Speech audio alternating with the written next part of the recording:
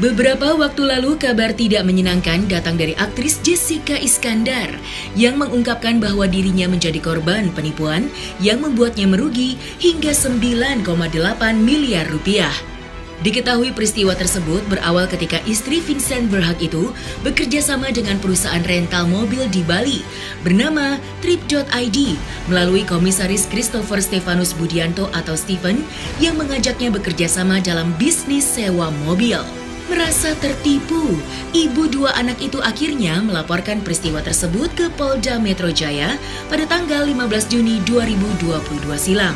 Mengetahui hal tersebut, kuasa hukum Steven, Togar Situmorang, akhirnya buka suara dan mengatakan ingin menyelesaikan permasalahan ini secara kekeluargaan. Lebih lanjut, Togar menyebutkan nantinya sang klien akan mengembalikan sejumlah dana secara bertahap. Meski begitu, kuasa hukum Steven itu membantah kliennya telah melakukan tindak pidana penipuan dan penggelapan karena menurut permasalahan tersebut justru bukan kasus pidana, melainkan kasus perdata yang dibuktikan dengan adanya perjanjian kerjasama sejumlah mobil mewah antara pihak Steven dengan Jessica Iskandar. Bantahan tersebut pun dibuktikan dengan catatan dari kliennya yang ditunjukkan dengan adanya pembayaran rutin setiap bulan sejak tahun 2021 hingga tahun 2022. Lantas, seperti apakah klarifikasi dari kuasa hukum Steven terkait kasus dugaan penipuan dan penggelapan yang menjerat kliennya tersebut? Bahwa awal permulaan antara Jessica Iskandar dengan klien kami itu adalah semata-mata bisnis jasa rental yang memang itu semua mereka ada satu perjanjian. Jadi kerjasama itu dimulai tahun 2020 dan setiap ingin melakukan suatu transaksi yang masalah mobil itu selalu ada perjanjian.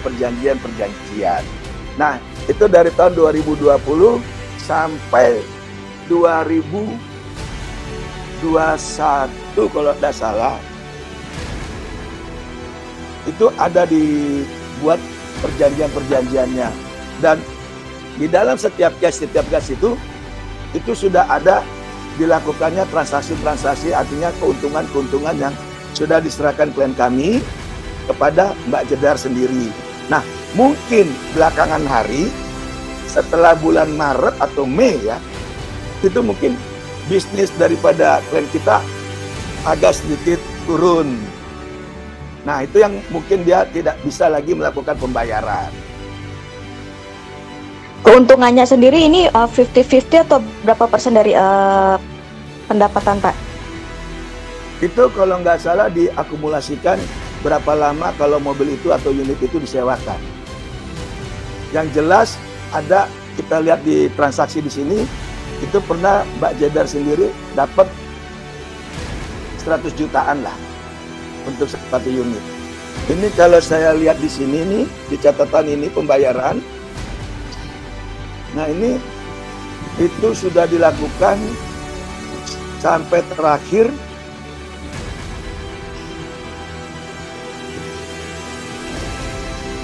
11 Mei 2022. Itu terakhir 53 juta. Ada di sini tulisannya. Dan itu bahkan ada yang 100 juta, ada berapa kali nih 100 juta. Ada yang 66 juta, ada yang 80, itu bervariasi.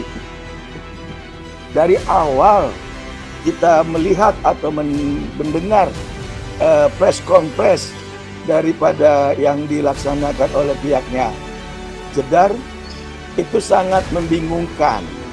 Artinya membingungkan, yang didalilkan sama Jedar ini nilai uang atau masalah mobil. Kalau nilai uang, kalau memang dia bilang 9, sekian miliar, ya kita mau lihat bukti-bukti apa sampai 9 miliar yang memang pernah diambil sama klien kita. Dan kalau itu memang terjadi, klien kita mengambil uang 9 miliar, itu dibuktikan juga kapan, di mana, Betul enggak? Untuk apa? Diserahkannya apa, ada saksi. Nah, ini yang kita bilang dari awal, bahwa di dalam suatu permasalahan itu sesuai hukum acara pidana itu locus tempus dulus harus betul-betul tepat. Jangan sampai jadi ngebias yang membuat membingungkan. Lantas ada ucapan sampai 11 mobil. Nah, kalau kita akumulatif dari 9 miliar plus 11 mobil, ini sebenarnya berapa total? Dan kita harus hitung itu semua. Sehingga nilai kerugian yang memang disampaikan Mbak Jedar itu betul-betul absolut.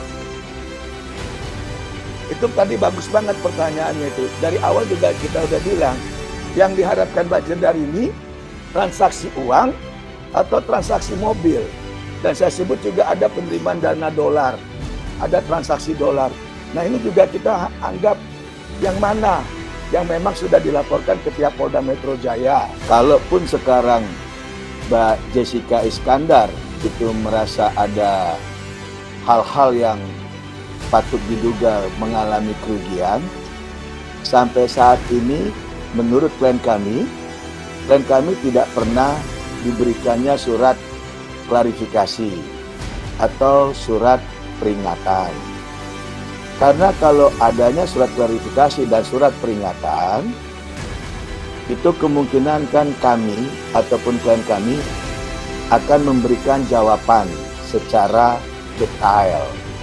Dan yang kita sangat sayangkan, tampaknya ada surat klarifikasi ataupun somasi 1 atau 2 yang selayaknya kalau memang ada diduga pihak-pihak yang dirugikan, itu mestinya didahulukan atau diutamakan.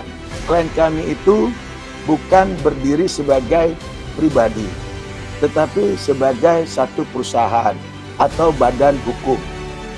Nah, ini jelas yang kita inginkan adalah kalau memang ada yang diduga yang disebutkan sama Mbak Jedar tersebut, paling tidak Mbak Jedar itu bisa menghubungi kita lebih awal tanpa harus membuat laporan resmi ke pihak Polda Metro Jaya.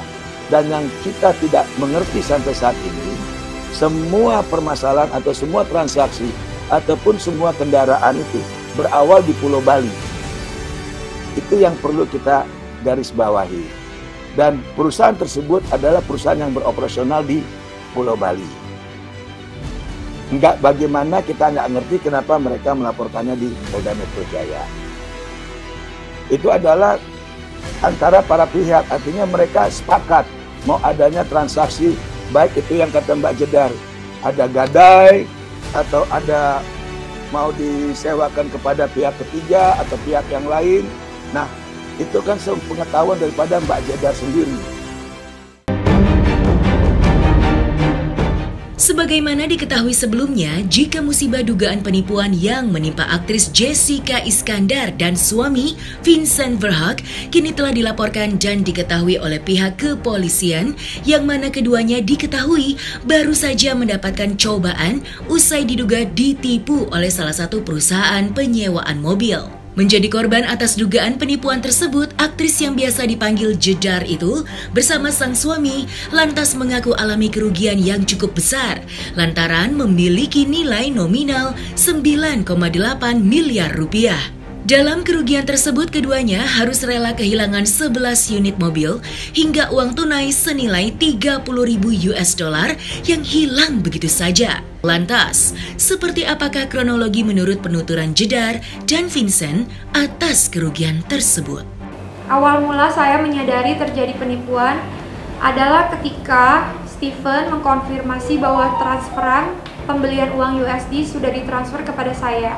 Setelah saya cek, ternyata bukti transferan tersebut tidak masuk dan saya akhirnya mengecek semua bukti transaksi yang dikirimkan selama ini oleh Stephen. Semua uang tersebut ternyata tidak pernah masuk ke rekening saya, kecuali awal-awal saat mobil Alphard dan Mini Cooper.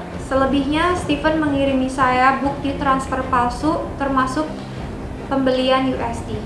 Mary bilang kalau ada indikasi penipuan sebab Stephen sudah kabur ke Singapura.